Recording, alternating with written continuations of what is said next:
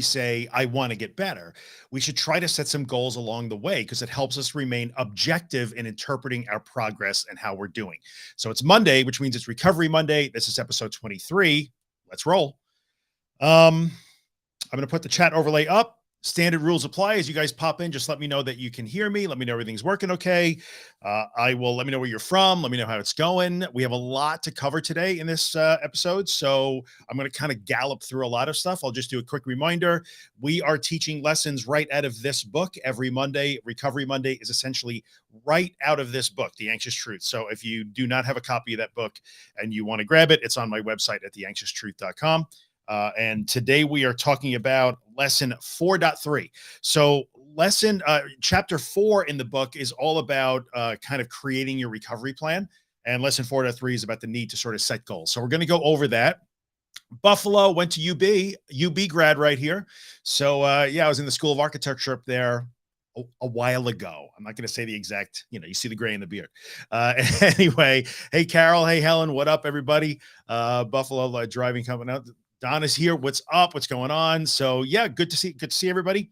Like I said, we have a lot to get through today. So I'm just sort of kind of lope through the topic today.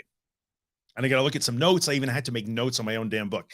Then I promise we're going to talk a little bit. We're going to do some Q&A. I promise I will look at your comments. But let me sort of get through this first, and then we'll go and do some comments. And before we get started on making goals, let me just also acknowledge our GAD people in the room, generalized anxiety people here. I don't have panic attacks, but I'm just anxious all the day, all time people. We're going to talk about you too. I promise this stuff applies to you as well. So just stick with me here. So everybody wants to get better, right? We all want to get better. And so if you ask somebody like what your recovery goal is, and understand that this is a little bit weird because I also talk a lot about not being outcome focused, but being process focused. Nonetheless, we do have goals, right? We do have outcomes that we're looking for. So we can all say like, well, we want to get better, but I want to get better is really vague. And I want to get better really puts us in a position where we could very subjectively interpret each individual event, each individual moment, each individual day, a week at a time. So if we stay really sort of amorphous and like, well, my goal is to get better. Of course, everybody's goal is to get better, but it helps so much more when we can identify specific goals that we want to reach along the way to getting better. Because when we make them sort of concrete and well-defined, and we break them up into little chunks if we can, and we make them wherever possible measurable. Not everything in life is measurable. So this is not an exact science here. There's no specific math and exact science to making your goals in recovery.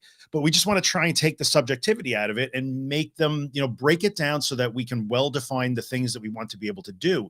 What can we not do now that we want to be able to do along the way to recovery? So if you are, say agoraphobic and you're homebound, maybe going on a cruise around the world is where you want to get to, but that's not where you go on day one. So first we're going to start with, walking out the door and hanging it on the front steps and then walking around the block and taking a short drive. So that's why we break this down and we say, okay, well, one of my ultimate goal is to get better, but along the way, I need to learn to do this. I need to practice this, and this. And that's why we want to set goals. Because if we don't, and we don't make them measurable wherever we can, again, life is not always measurable. But if we leave it all too subjectively, then we fall into that trap of how I felt. I felt really bad today. So it's a setback, square one. I felt really bad, or this was scary, so it must have been wrong. And we lose sight of the fact that, no, I actually am doing things that I wasn't able to do 2 weeks ago, or a month ago, or 2 months ago. I set a goal to be able to go grocery shopping by myself, and I just did it. I was scared, but I did it. Like, I reached that goal. I did it. And you see how that takes away it was horrible. It was a nightmare. It was hell. And then you declare failure when there was no failure. It was actually a victory. So it's the reason why we want to make a recovery plan as best we can within the limits of what life, kind of throws at us, is that it helps keep us sort of honest in terms of how we evaluate our progress and how we judge what we're doing. Because that matters. We get trapped in that sort of the trap of judging ourselves really harshly and throwing in the towel when we don't really have to. One sort of adjunct topic to this is the idea that you might want to keep a victory journal or a success journal that goes along with this. Today I plan to take my first drive on the highway to do one exit or one interchange on the motorway. And I did it. And you write that down. You reach the goal. You set a goal. You knew what it was measurable. You did it. You wrote it in your success journal. See how that's very different than just sitting around and wringing your hands over how you feel all the time. Okay. So that's why we want to sort of make goals along the way, as opposed to just saying, I want to get better, because we all want to get better. And along the way, there's going to be steps, right? So if you are in one state today, to completely try to wipe out that state, and again, the example I gave was maybe an agoraphobic person who's a little bit homebound or sort of modified agoraphobic, is a very small safe zone, or I can only go out with my safe person. And you really want to be able to go to your cousin's wedding, which is across the country, in 6 months. That's great, but there are steps that have to happen along the way. One of the reasons why we like to make goals too and break them down, and we're going to talk about sort of the fear ladder here and breaking them down that way too, is a lot of people get stuck. Either they get stuck going too slow, like they're so afraid to do scary things and so reluctant and resistant to it that they try and take the tiniest baby steps, which is okay if that works. But they either err on the side of going too slow. So I don't want to trigger myself, but kind of triggering yourself is part of the deal. It's kind of the purpose of this. Or you get that thing that's like, no way, I'm tired of this. I'm going to run this thing over. I'm going to cure this whole thing in a week. And they run all the way to the far end of the goals. And that tends to blow up in people's faces. So when we set out a fear ladder and we start to break this thing down and we say, okay, we're going to go from the sort of easiest stuff to the middle stuff to the hardest stuff, then it gives you a plan to follow. The other good reason why we make a plan and put goals inside that plan is because you don't have to think about what to do. Anxious people are terrible decision makers. I know I was. So when I woke up in the morning and my stomach was in a knot and I was terrified and I was super anxious, like I was every morning, I didn't have to think in that state. Well, what do I have to do today? What should I do today? I already knew what I was doing today. I get up, I run my morning routine, I get in the car, I drive. So another good reason to have goals is that it gives you something to do that you don't have to decide to do in the moment where you're a little bit overcome by fear and emotion. We're terrible decision makers in those situations. We make decisions based on fear, not based on recovery, if we leave it to chance and how we feel from day to day. All right. So that's one of the reasons why we do this too. So let's talk about, in the book, I talk about building a fear ladder, right? And so you work up from the easiest stuff to the hardest stuff. And we break it down from like the most basic short-term goals. If you're homebound, I want to be able to at least go and pick up my kids from school. That's a short-term goal. It's like immediately impactful in your life. Maybe a middle goal, which is I want to be able to go back to work part-time. Okay. And then a long-term goal, which is I want to take that cruise around the world, or I want to move to Japan and live there. So we break it down sort of into categories so you can work it systematically the best you can. Now, within each of those categories, we kind of do want to mix it up, right? So more and more information comes out of, the clinical field now, especially over the last 10 or 15 years, that says varied experiences are the way to go. So you are working a fear ladder, but you want to kind of mix up your experiences also, because that tends to lead to a more durable and lasting recovery. One of the things about sort of old school traditional CBT and exposure is that it was great, but the relapse, numbers were a little bit high. And those relapse numbers start to really drop when we start to do this and we mix up our experiences over time. So instead of maybe like, well, I'm going to drive around the block every single day for 6 months. Well, I'm going to drive around the block. I'm going to take a walk. I'm going to go to the park. You mix things up along your plan, right? So you make your plan and you set your goals and you mix those things up. You don't mix up like, well, today I can just sit in my garden for 10 minutes and tomorrow I'm going to get on a plane and fly to Switzerland.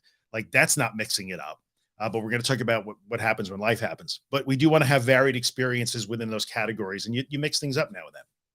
And then the other thing that we have to remain aware of, I'm getting there. I'm loping through a lot of material. I promise I'm going to look at your comments in a second.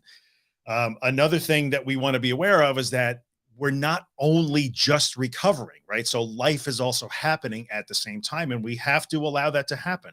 So there are plenty of times when life is just going to throw events at you that says, hey, look, I know that you're on your fear ladder. You're really only walking around the block, but you've got to go to the dentist. You just have to, because you've got a serious dental problem, or there's a family event or a birthday party or something with your work or school requires that you go outside of your comfort zone. That's going to happen. We don't get to decide that life must stop while we recover.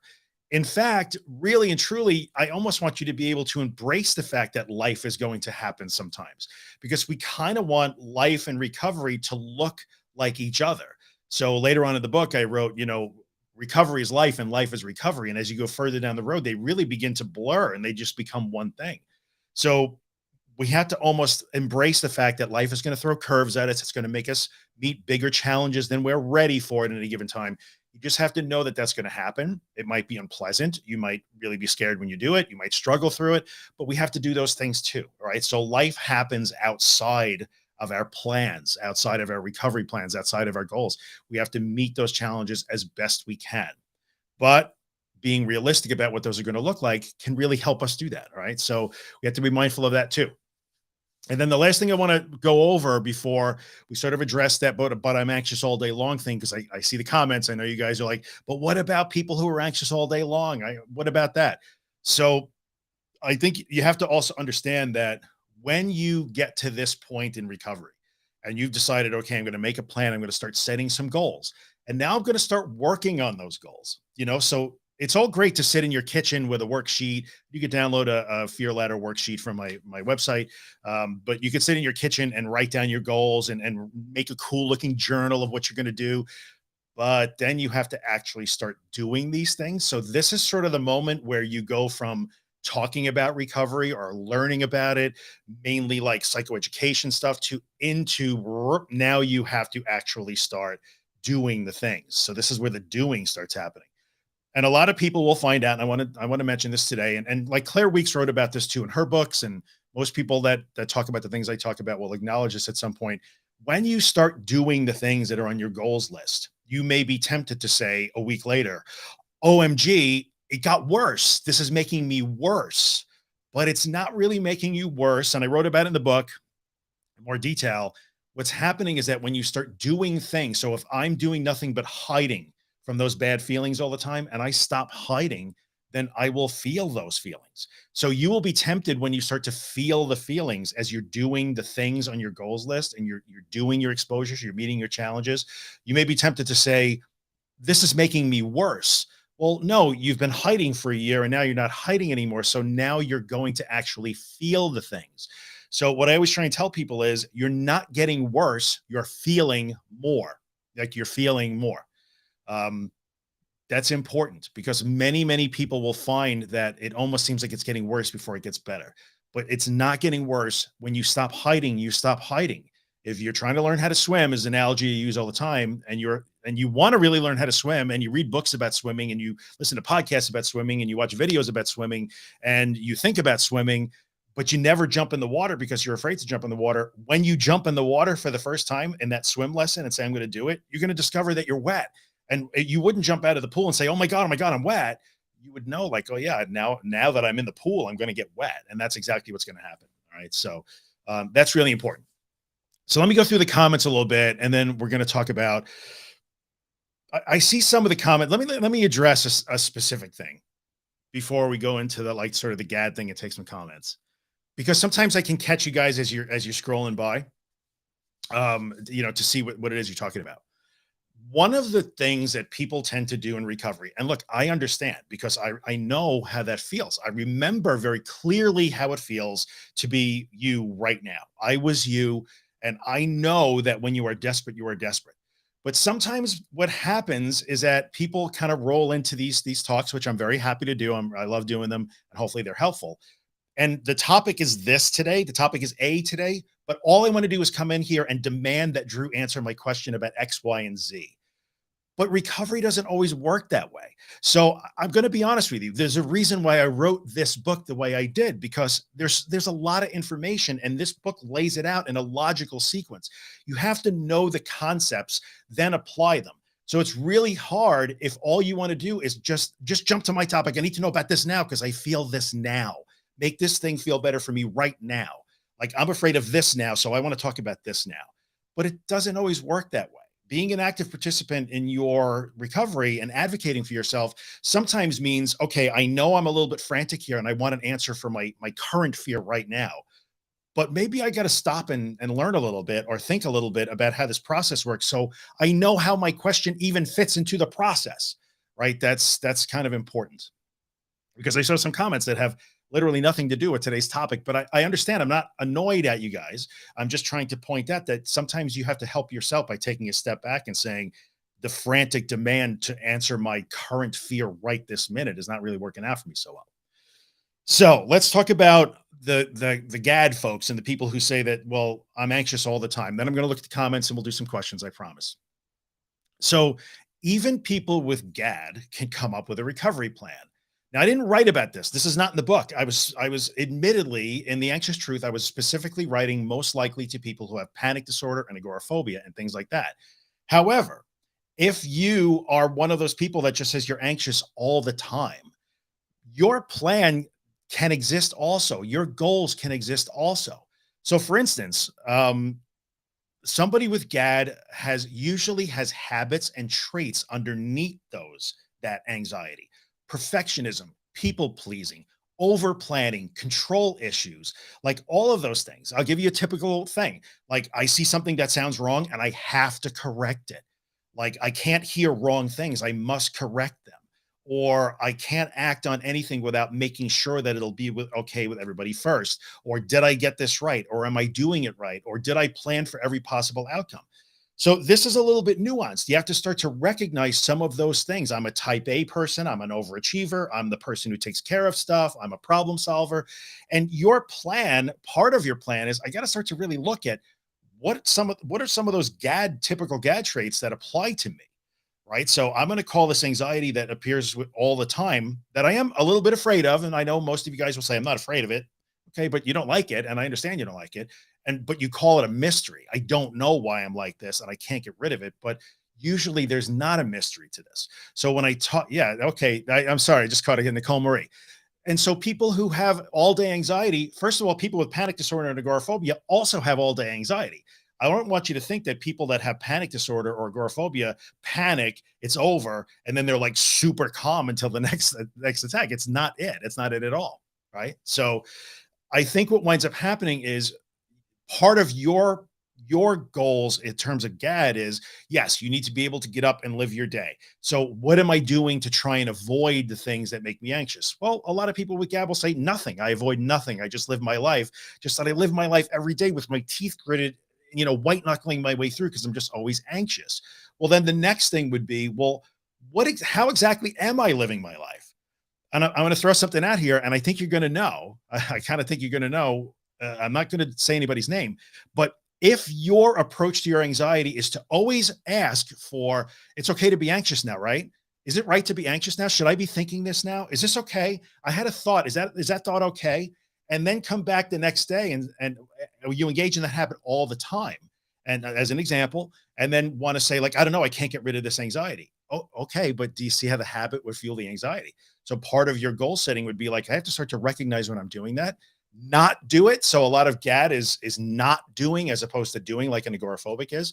But first you have to start to recognize some of those things and think about, okay, what of those traits can I start to peel back on a little bit and work on going through the discomfort of not seeking reassurance, not over planning, not overthinking. What else can I do? It's more than I can say in this short little video, but planning does apply to GAD too. Maybe not specifically the way it does for an agoraphobic, but you can't just sort of randomly say, well, I'm anxious all the time and I want it to go away. It's a mystery. I don't know what it is. And I live my life. And that's all I want to tell you. And I want to get better. You got to dig a little bit, right? So some of that stuff matters. I understand. I know you're working on it. I know you're working on it, but that is just one possible trait. Like that, there's a whole lot of that. If you are one of those people, the trait of constantly seeking reassurance, am I doing this right? You may be driven by, I do everything wrong. I need to make sure everything I do is right. I don't think I'm capable. My emotions are going to be too big. So I have to do everything that I can to make sure I never feel them. There's a lot of things that go into that. Right. So again, it's beyond the scope of this little video, but planning matters for GAD too. You got to do a little digging and start to own some of those traits and say, we got to start to work on those bit by bit. Okay. So let's go through some comments here. And let's see, where are we? 20 minutes. I could do about 10 minutes of comments. Very good. Like I said, we had a lot today. There was a lot in this to try and lope through. So I know what's going on here. What's up, everybody? Everybody said hello. Thank you. Thank you. Thank you. Um, let's see here. Maria says, at first I was making progress and I was managing, but these last months I feel kind of stuck and I'm not making progress. Okay, so I won't put it up on the screen, but I'll put it up really quickly. It's kind of a big comment. It's one of those I have to look over. There's always one of those, everyone. So Maria's saying that she feels like she was making progress and then starts to get stuck. And that's really common. So if you are feeling like you are making progress, you were making progress, but now you feel like you're stuck, I would kind of bring you back, especially in the situation that you mentioned where you're like going to the supermarket and things like that. So if you're working a panic disorder or agoraphobia plan and you feel like, well, now I'm stuck, well, what's the next thing to do in your plan? Like, what's the next thing? So we make our plan and we make our goals like, well, do I have to back up a little bit? Let me back up a little bit and repeat some of the old stuff. Stuck usually means I don't like the way I feel when I do these things. And I'm not willing to tolerate it at this level. So it was easier in the beginning. And as I move up my fear ladder, it's getting harder and I don't want it to be harder. So I'm going to say that it's stuck because I don't want to do the things. Sometimes that's it. Like stuck is, I don't want to go any further than this, but you have to just keep moving up. But sometimes you also have to back up. That's why I talked about, sometimes we have to reevaluate our plan a little bit. We judge our progress a little bit and say, okay, based on my plan, how am I doing? I may have to back up a little bit. I have to adjust a few things. It's all doable, but underneath a lot of that stuckness can be like, well, it's getting harder and I don't really want it to be harder. So I'm going to say I'm stuck. So you got to be careful about that. Let's see here. Let's scroll down here. What about heart anxiety would be the recovery ladder? Okay, that's fair. And so the theory, understand that you're working from easiest to hardest. So for somebody who has like a heart focused anxiety, and I had that, it would literally, you're probably spending all of your time trying to not let your heart beat too quickly, right? So I can't do anything. I know people that wouldn't walk upstairs, wouldn't walk too fast. I know people that wouldn't ever bend over to turn, to tie their shoes because when you stand back up again, your heart rate goes up a little bit. You become super sensitive to that. So a fear ladder for heart anxiety would be you have to start working on getting your heart rate up a little bit more, a little bit more, a little bit more, a little longer, a little longer. So it's almost like a textbook graduated exposure plan if that's your problem. But the issue now is that, well, first, that could just literally be, and I did 2 episodes on this. If you go to theanxioustruth.com and search for the word exercise, you'll see 2 of the most popular podcast episodes I ever did years ago called why does exercise make my anxiety worse? Right. And in that situation, it doesn't, you're just feeling the things you don't want to feel. So I talked about that. You could literally just stand up and walk in place. If you're afraid to do that, then you start there. Then you start walking around the house. Then you start walking outside of the house in your garden. Then you go for a walk around the block. Then you start to jog a little bit for 60 seconds. That's the fear ladder for heart anxiety. So there you go. All right, let me scroll down a little bit more here. No. Okay, I'll throw this out here. I end up being pulled back. So Jackie, I would ask, well, what does that mean? I get pulled back. Usually I get pulled back means it got scary and I bailed. Like I was okay. I could do this, but then when it got scarier, I'm bailing out. But that's a choice that we make. This is a thing that sucks about this. And I hate having to say this, but I had to confront this for myself. Like we do have choice here. We do have choice. If you want to keep saying, well, my breathing or my heart rate is pulling me backwards on the fear ladder. No, you're choosing to follow a fear that has never, ever, ever come true. If you're in the room and watching me right now, then that fear of I can't breathe and my heart is a problem has never actually been true. Real fear, just baseless. And sometimes we decide, nope, I'm gonna follow that. I'm gonna go back to following that when I get really scared. I'm gonna run away from my exposures, but then I'm gonna say I'm being pulled back. So you have to really be honest with yourself and say, well, what does pull back mean? What is pull? Hey, Twitch, what up? I get my obligatory 1 Twitch viewer. So be careful about that I'm being pulled back. I got scary, then I got scared, and I thought, okay, sometimes you get scared. We have to do these things scared. That's the scared is the whole point of this. The being scared is the whole point of this. So one of the things that sometimes blows the goals and the plans out of the water is people forget that part. Oh, it's supposed to be challenging. It's supposed to be scary. It's the fear that teaches us the lesson. So if you're hoping to move up the fear ladder and somehow find a way to do it so it's really not that scary, you will be disappointed and you'll start to feel like this isn't working and I can't make progress. The fear is the whole point. Like without the fear, you wouldn't have to do it. It wouldn't be called exposure. It would just be called life. So keep that in mind. I hate saying that, but it's true. No, no, no, no. Let's see here. Let's see. Oh, Bonnie wants to know, mixing up the exposures, is that kind of new? Um, it is a little bit new. Like if you went back to sort of old school CBT, you wouldn't have heard that much. I mean, life sort of makes us mix up our exposures, but the idea of using specific worksheets, even the fear ladder that I have that you can download from my website, almost implies that you have to do one rung and then the other. And I even implied a little bit of that in my writing. But the book was written 2 years ago, and we learn as we go. And at some point, the book will get updated. So yes, it's a little bit new. But again, we mix up our exposures within reason. We don't go from like walking around the block to a cruise around the world. But yeah, mix things up. And the part that you said, I like to do enjoyable exposures. Yes, 100% that. So if you have stuff that you like to do more than others, you got to do the crappy stuff, but do stuff you like to do.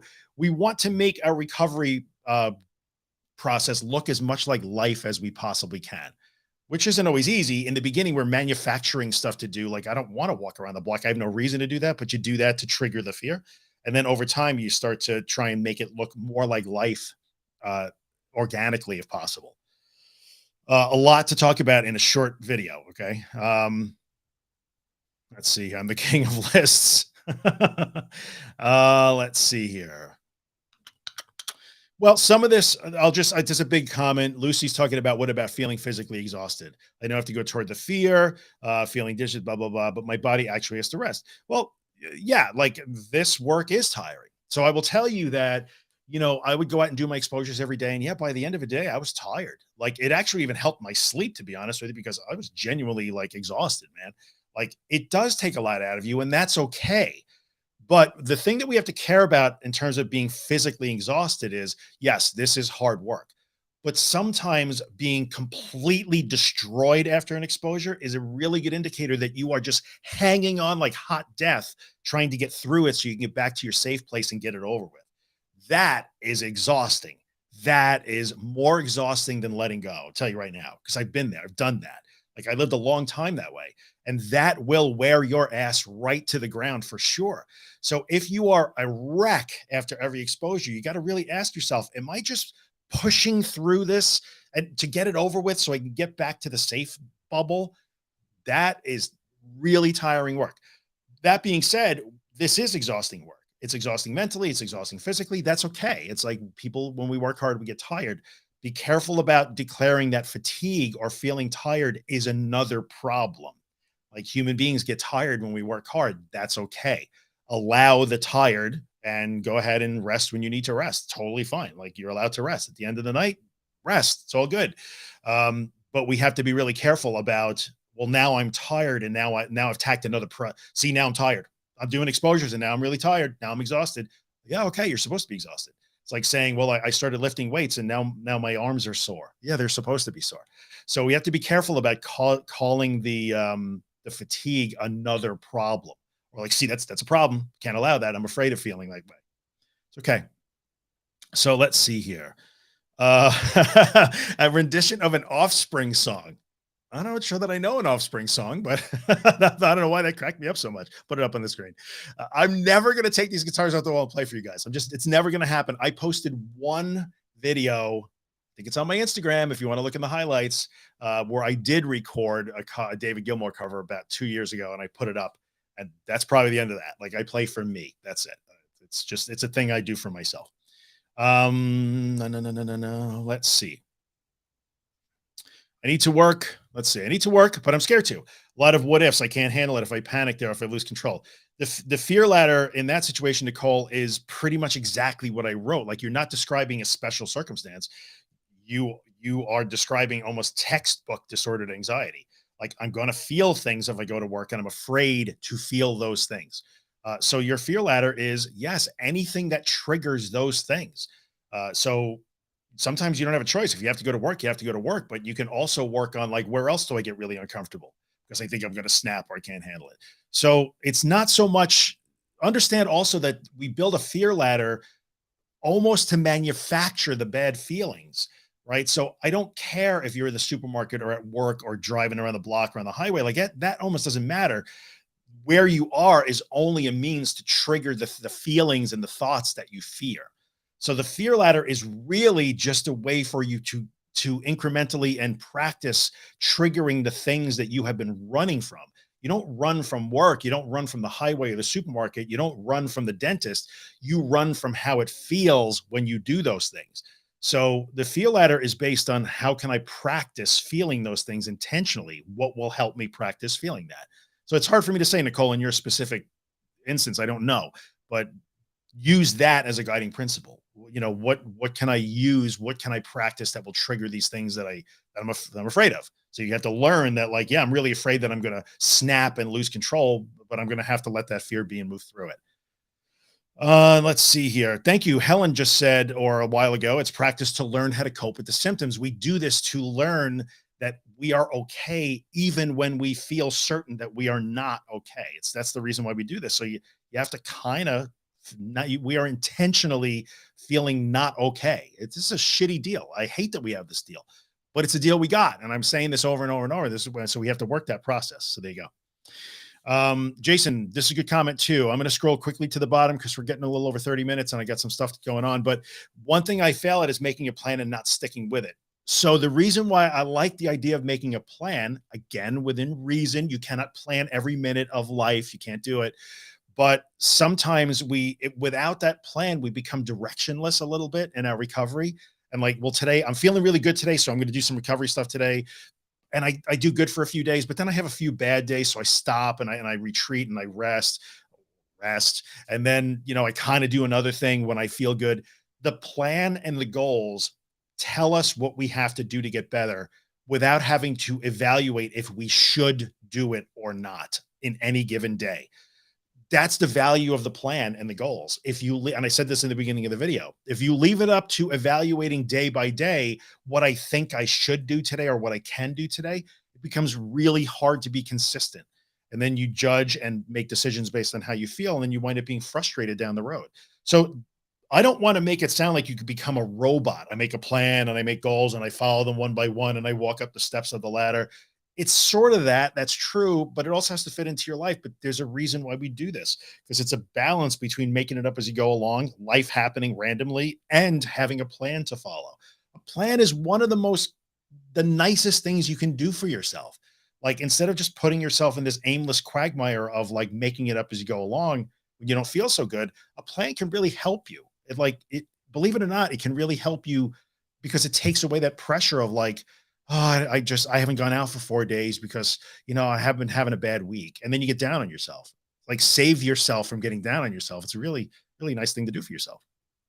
Okay. Let me scroll down quickly to the bottom here. No. Starting to feel okay. Getting worse. You feeling a little worse. How do we distinguish? Okay. Well, I'll put this up real quick.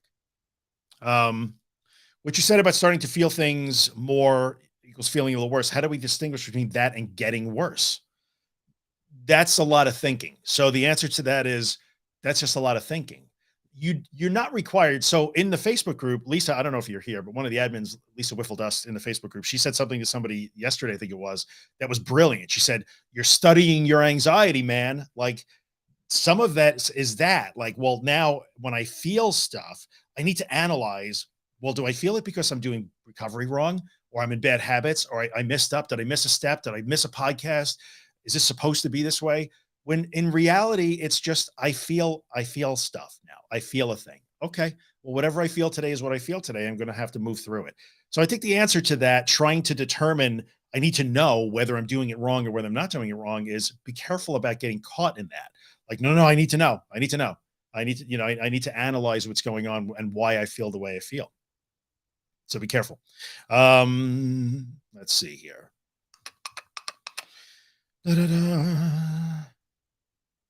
Okay, I'll throw this up real quick, and then we're gonna have to wrap it up because I don't have much more time. I guess my confusion is the people that are still going about their day, working, picking up kids, and having anxiety, but also don't like the anxiety. So I'm not sure what's confusing about that. They're going about it and they don't like it. Nobody likes it. Nobody likes it, but nobody wants to feel that way. People that do not have anxiety disorders that walk around having anxious days don't like it either. They just don't analyze it and think about it and want to know if it's right and how to fix it and what does this mean and oh my god and my thoughts and my thoughts. So that's the difference. That's where it becomes disordered, which is where we all are, and that's why we're here in this room together, and that's okay. Um, but again, like, but I'm not sure what the question is there. Like, well, they're going about their day and they like it, and how come I can't like it, or how come I can't care? Some of that is self-referencing. Like, but I gotta know, I have to understand, I have to analyze, am I doing it right?